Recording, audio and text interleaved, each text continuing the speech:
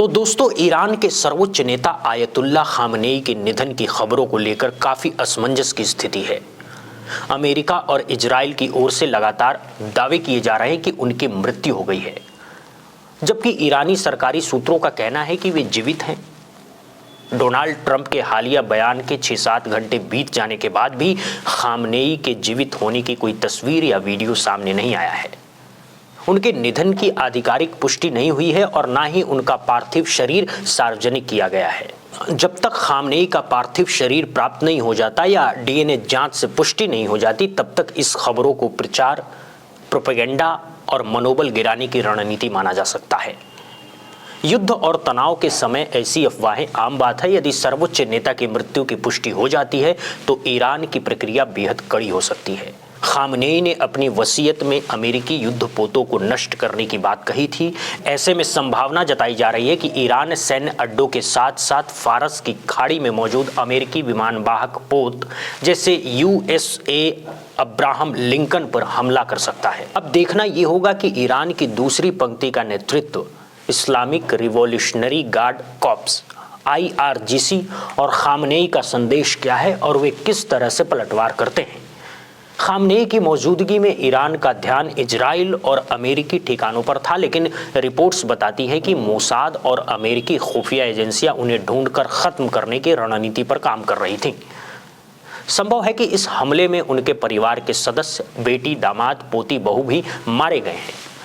इस खबर के बाद भारत के जम्मू कश्मीर, उत्तर प्रदेश और बिहार जैसे राज्यों में जहां शिया मुसलमानों की अच्छी खासी आबादी है, पुलिस गश्त बढ़ा दी गई है। ये ध्यान रखना महत्वपूर्ण है कि सुन्नी समाज के कई लोग भी आयतुल्लाह खामनेई का सम्मान करते थे। अफवाहों और प्रचार के इस दौर में सच्चाई तभी मानी जानी चाहिए जब खुद खामनेई का कोई वीडियो संदेश सामने आया, उनके पार्थिव शरीर की आधिकारिक पुष्टि हो।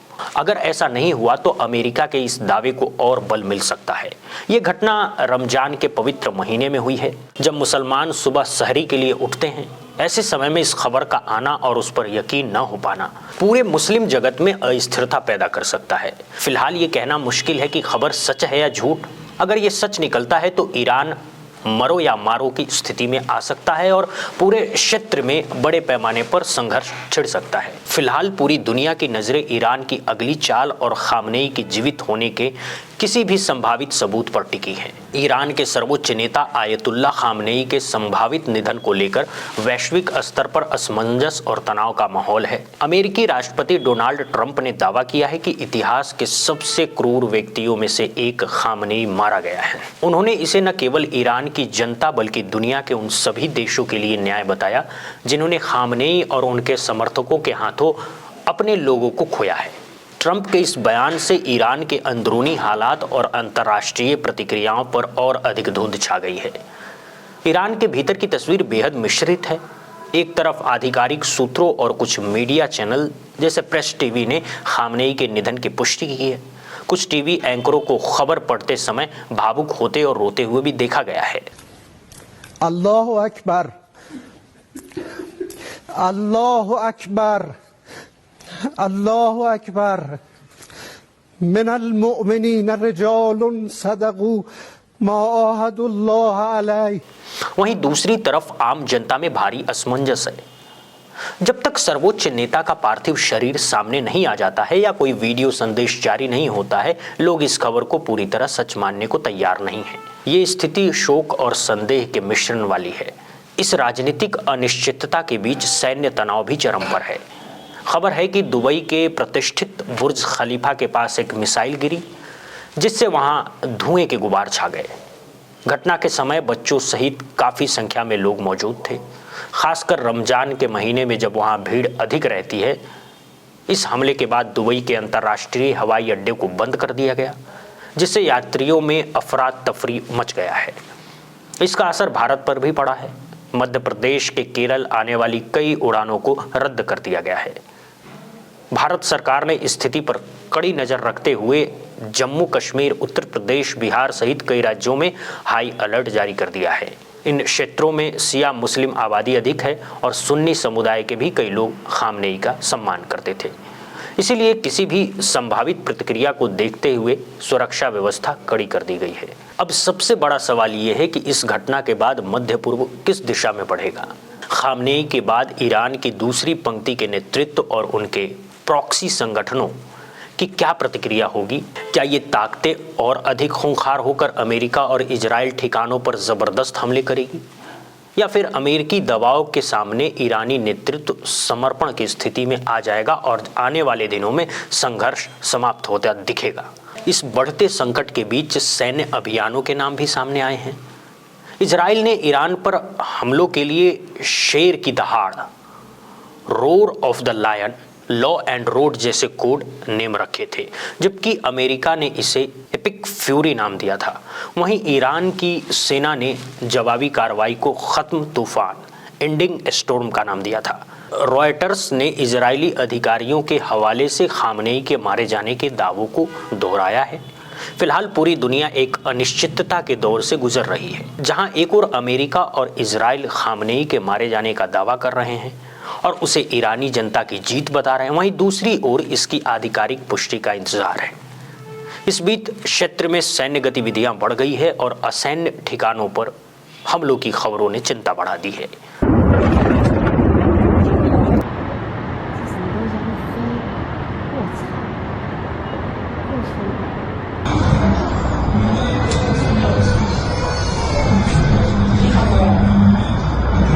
अगले कुछ दिन ये तय करेंगे कि ये संघर्ष और भयावह रूप लेता है या फिर स्थिति नियंत्रण में आती है। सूत्रों के मुताबिक खामनेई का शव एयर स्ट्राइक से बचे मलबे के नीचे मिला है। तो देखिए, अब रॉयटर्स की तरफ से दावा किया जा रहा है, लेकिन मैं फिर इस बात को कहूंगा कि जब तक उनका शरीर नहीं मिल जाता और जब तक उनकी पुष्टि नहीं हो जाती कि ये खामनेई का ही शरीर है, क्योंकि अगर एयर स्ट्राइक हुई है और एयर स्ट्राइक के बाद उसे पूरे इलाके को ध्वस्त कर दिया है या उस परिसर को ध्वस्त कर दिया गया है जिसमें खामनेई थे, तो उनको निकाला जाना कोई बहुत आसान काम नहीं है। काफी लंबा वक्त लग सकता है और इसके लिए सबसे जरूरी चीज ये है कि आप ग्राउंड पर जाकर के ऑपरेशन करें। मिसाइल गिरा के ऊपर से खत्म करना वो आसान काम है, लेकिन उनकी पुष्टि करना, नीचे जाना, ग्राउंड पर जाना, उनकी पुष्टि करना वो सबसे मुश्किल काम है। और अमेरिका और इजराइल में कम से कम अभी इतनी हिम्मत नहीं है कि वो ईरान की धरती पर उतर करके खामनेई के शव को निकाल लाएं और खामनेई के शव को निकाल करके सड़कों पर नाचते हुए घूमें। इतना कम से कम जो है वो आप ये कहिए कि इजराइल के लड़ाके या फिर अमेरिकी की फोर्स इतना शायद नहीं कर पाएगी, क्योंकि खामनेई एक बहुत बड़ी फोर्स है, बहुत बड़ी ताकत थे। और खामनेई को अगर मान लीजिए कि मारा गया तो फिर उसके बाद में न केवल ईरान के अंदर जो है इसका करारा जवाब देखने को मिलेगा, बल्कि ईरान के लोग सड़कों पर उतर आएंगे और बड़ी संख्या में जो है वो लोग जाकर के घेर लेंगे। और जिस तरीके से रमजान के अंदर ये सब कुछ हुआ, यानी अमेरिका ने अपना एक पुराना पैटर्न, चाहे वो गद्दाफी की बात करें चाहे सद्दाम हुसैन की बात करें, इसी तरीके से पैटर्न रहा है और इस तरीके से जो है वो अमेरिका का एक रवैया रहा है। और सद्दाम हुसैन, जिस वक्त में सद्दाम हुसैन को फांसी दी गई थी, सद्दाम हुसैन को लेकर के भी ये भी कहा जा रहा था कि इराक के अंदर भी अमेरिका ने एक नफरत पैदा कर दी थी, अरब मुल्क में वहां पर भी नफरत पैदा कर दी थी। लेकिन जब सद्दाम हुसैन को फांसी देने का समय आया तो सद्दाम हुसैन के बारे में कहा जाता है कि उन्होंने अपने मुंह पर कपड़ा पहनने से, नकाब पहनने से इनकार कर दिया था और वो सीधे पैदल चल करके, खुद पैदल चल करके वो गए और वहां पर जाकर के फांसी का फंदा उन्होंने पहले चूमा और उसके बाद अपने गले में लटकाया और उसके बाद में उनको फांसी दी गई। और इस घटना के बाद में एक तरीके से आप ये कह सकते हैं कि सद्दाम हुसैन का जो नाम था, उनका जो कद था, वो और ज़्यादा बढ़ गया। अब कई जगहों पर खबरें ये आ रही है कि 40 दिनों का मातम घोषित कर दिया गया है, लेकिन जब युद्ध चल रहा होता है तो ये युद्ध के बीच में इस तरह का मातम और इस तरह की चीज़ें वो ज़रूर एक तरीके से आप ये कह सकते हैं कि ईरान के लिए एक बड़ा मुश्किल वक्त है और ईरान किस तरीके से खुद को संभालेगा ये बहुत बड़ी बात है। लेकिन ऐसा नहीं है कि खामनेई की मौत के बाद में ईरान पूरी तरह से कोलैप्स कर जाएगा। ज़रूरी बात यह है कि खामनेई वो भी समझते हैं इस बात को कि कभी ना कभी इस तरह की नौबत आ सकती है। IRGC जो कि ईरान के रिवॉल्यूशनरी गार्ड फोर्स हैं, वो इस बात को समझती थी कि किसी न किसी दिन ऐसी नौबत आ सकती है कि खामनेई को मारा जा सकता है और उसके पास में प्लान भी ज़रूर होगा। कोई भी मुल्क ऐसे नहीं होता कि उस देश के प्रधानमंत्री या राष्ट्रपति को आप टारगेट कर लेंगे, उसके बाद में पूरा देश कोलैप्स कर जाएगा, वो पूरा देश खत्म हो जाएगा। खामनेई नो डाउट ईरान की बहुत बड़ी ताकत है, लेकिन अकेली ताकत नहीं है। ये नहीं कहा जा सकता कि अभी भी IRGC से आपको निपटना है, अभी भी उसके मिसाइलों के ज़ख़ीरे से आपको निपटना है, अभी भी आपको हिजबुल्लाह, हुती और हमास से आपको निपटना है, और अभी भी ईरान के अंदर एक बहुत बड़ा तबका जो है बिल्कुल पूरी तरह से आप ये कहिए कि कट्टर फॉलोअर है आयतुल्लाह अली खामनेई का, उससे आपको निपटना है। और सबसे बड़ी बात यह है कि रमज़ान के महीने में आपने जो किया, इसका एक इमोशनल मैसेज भी ईरान के लोगों के बीच में है और दुनिया भर में है कि अमेरिका जिस तरीके से हमारे बड़े नेताओं को वो हमारे पवित्र पाक महीने के अंदर मारता है, वही काम इस बार फिर हुआ है।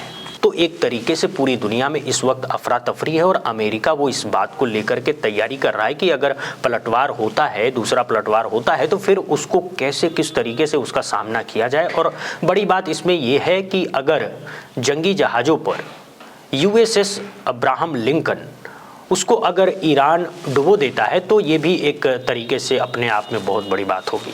और आयतुल्लाह खामनेई उनको लेकर के कहा जा रहा था कि उन्होंने अपनी वसीयत में कहा था कि भैया इनको डुबो देना, आप इनको डुबो देना, ये जो है वो कहा गया है। और अमेरिका वो भी इस बात को समझता है कि ईरान जैसे मुल्कों के साथ में या खामनेई जैसे लीडर के साथ में, उनके साथ में नेगोशिएट करना या उसके साथ में डील करना वो कोई आसान काम नहीं है।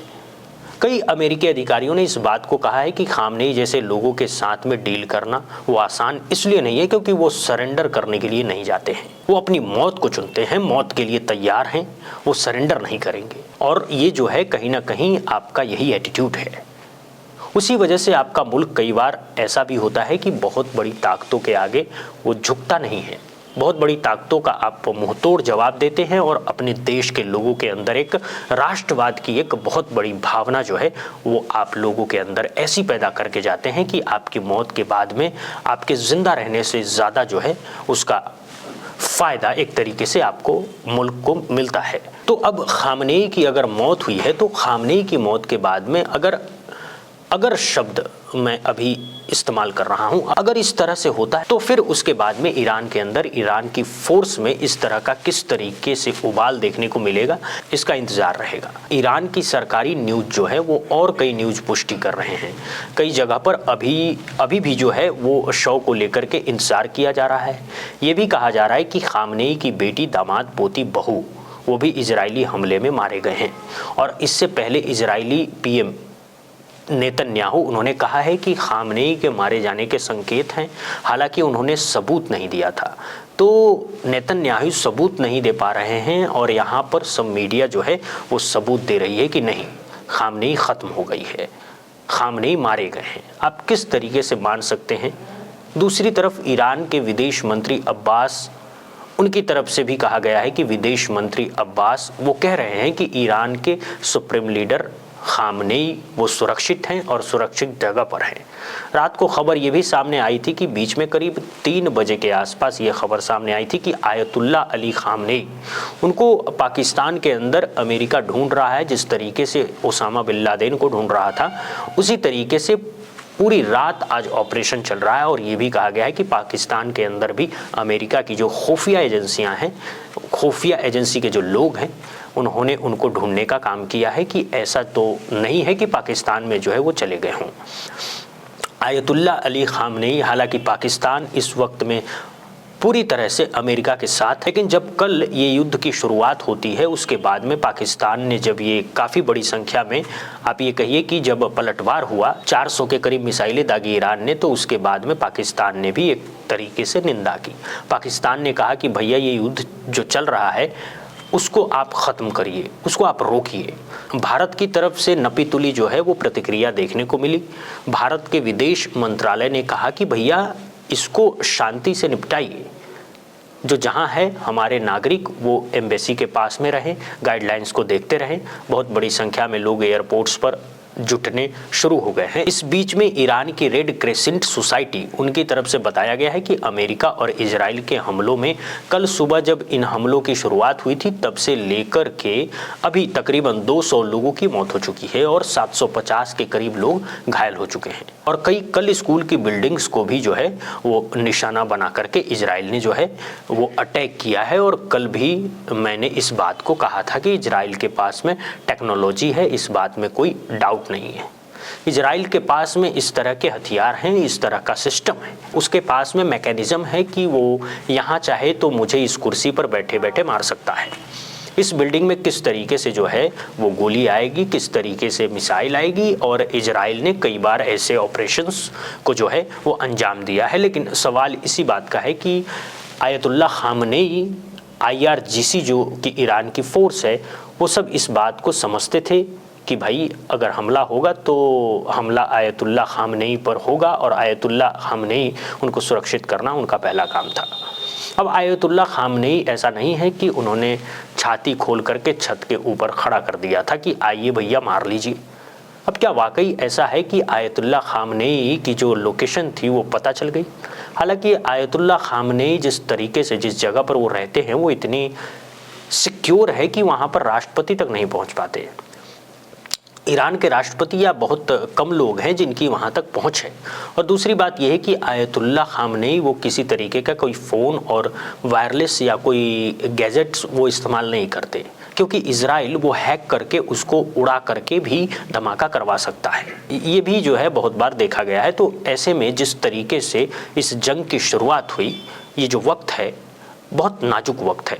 और अगर वाकई ऐसा हुआ है कि आयतुल्लाह खामनेई के ऊपर हमला हुआ है और उनको ख़त्म कर दिया गया है, तो फिर इसके बाद में दो ही बातें हैं, या तो ईरान ऐसा हमला करेगा या जिसके बाद में अमेरिका के लिए उसको संभाल पाना बहुत मुश्किल काम हो गया है, या फिर ये है कि सरेंडर की शुरुआत होगी। और ईरान का इतिहास देखो तो फिर से ऐसा दिखाई नहीं देता कि इतनी जल्दी से वो सरेंडर करने की स्थिति में है। बहरहाल लगातार मेरी नज़र बनी हुई है और जैसे ही जो भी बड़ा अपडेट निकल कर के सामने आता है आपको ज़रूर बताने की कोशिश करूँगा। आप क्या सोचते हैं नीचे कमेंट बॉक्स में लिख करके ज़रूर बताइएगा। बहुत बहुत धन्यवाद, बहुत बहुत शुक्रिया।